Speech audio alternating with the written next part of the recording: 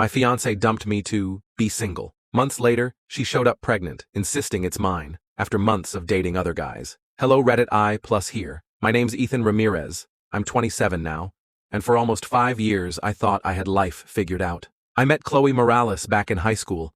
Junior year for me, sophomore for her. I still remember standing outside the chemistry lab, hands sweating, heart pounding, asking her if she wanted to grab a coffee after school.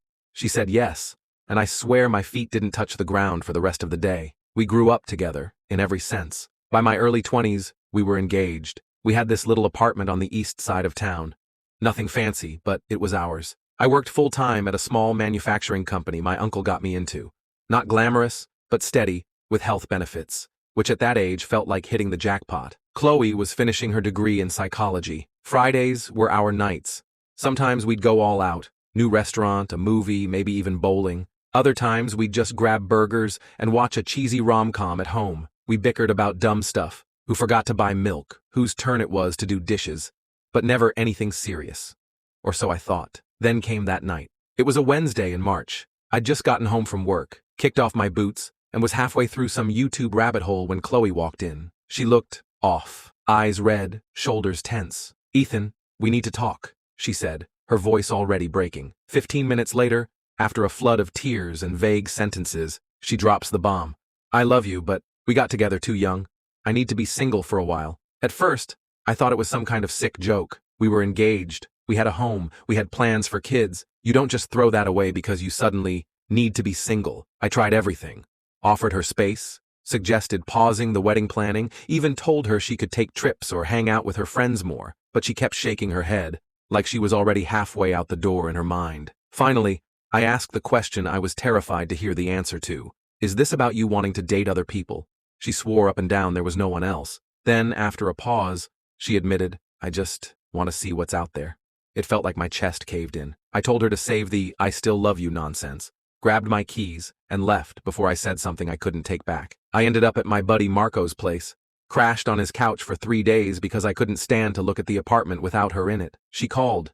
She texted. I blocked everything. Phone, Instagram, email, you name it. I wish I could say I moved on like it was nothing. But the truth? I spiraled.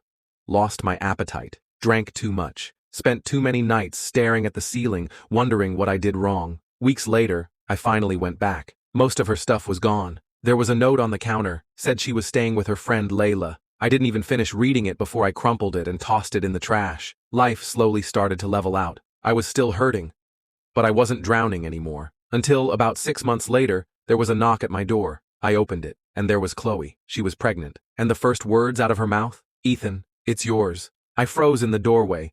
She looked different. Hair shorter, face a little fuller, wearing one of those maternity dresses. But it wasn't just her appearance. It was the way she was staring at me, like she already knew she was about to unload another bomb on my life. "Ethan, it's yours," she repeated, resting a hand on her stomach. I didn't even blink. "Chloe, you left me to see what's out there, and now you're here, pregnant. What exactly makes you think I'm supposed to believe this is mine?" Her eyes filled with tears instantly, like she'd been rehearsing this scene in her head, and it wasn't going according to script. "I made a mistake," she whispered. "I thought I needed to be single, but all I did was mess everything up. I was lonely. I went on some dates, but nothing felt right. I thought maybe if I came back." I cut her off. "You thought? You left me, Chloe. You wanted to explore. Now you want to stroll back into my life because you're in trouble? Do I look like a backup plan to you?" She flinched. "No, I know the timing looks bad, but this happened after I realized I wanted us again." I couldn't help but laugh. Cold, humorless. "So, let me get this straight.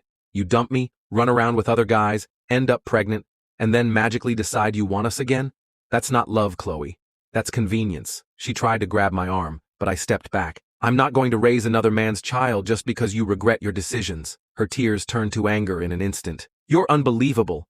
I come here vulnerable trying to fix things and you treat me like garbage. I'm telling you it's yours because it is yours. We were still together when it happened." I stared at her for a long moment. My stomach knotted. "Then you won't mind taking a DNA test?" That shut her up. She looked down, fidgeting with her hands. I don't think that's necessary. I know it's yours." "Yeah," I said.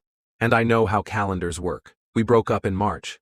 It's October. Even if you were pregnant when you left, you would have told me months ago, unless you had something to hide." Her face flushed. "Fine.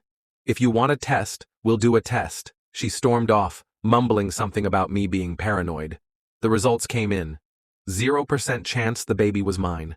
I didn't feel vindicated. I didn't feel angry. I just felt empty. Like the last shred of hope I'd had for her was gone. She called me that night.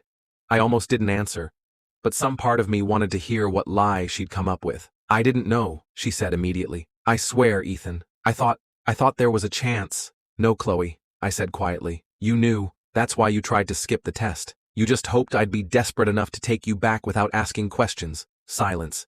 Then she started crying again. I can't do this alone. I let that hang in the air. Then you should have thought about that before you burned every bridge you had. And I hung up. Over the next few months, word got around. Small-town gossip travels faster than light. People ask questions. Some took her side at first, but when the truth came out, the sympathy dried up. The guy who actually fathered the child, turned out he wanted nothing to do with her or the baby. Meanwhile, I rebuilt, got promoted at work, started going to the gym again, even took a trip to Denver just because I could. One night, maybe a year later, I ran into Chloe at the grocery store. She had the baby in the cart. She looked tired, older. Life had clearly chewed her up and spit her out. She tried to smile. Hi, Ethan, I nodded. Chloe, her eyes softened, like she was searching for some trace of the guy who used to love her. But all she found was the man who'd finally learned his worth. I paid for my groceries, walked out, and didn't look back.